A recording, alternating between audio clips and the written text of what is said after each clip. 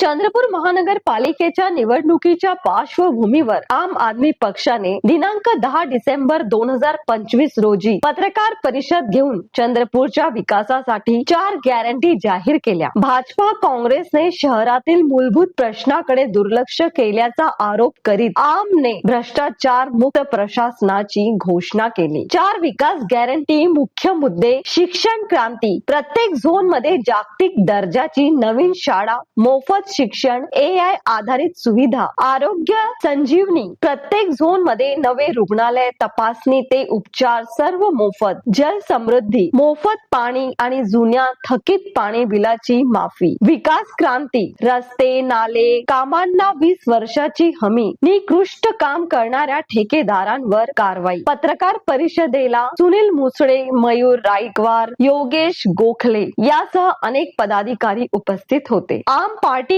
चंद्रपूरकरांना भ्रष्टाचार मुक्त पर्याय निवडण्याचे आवाहन केले.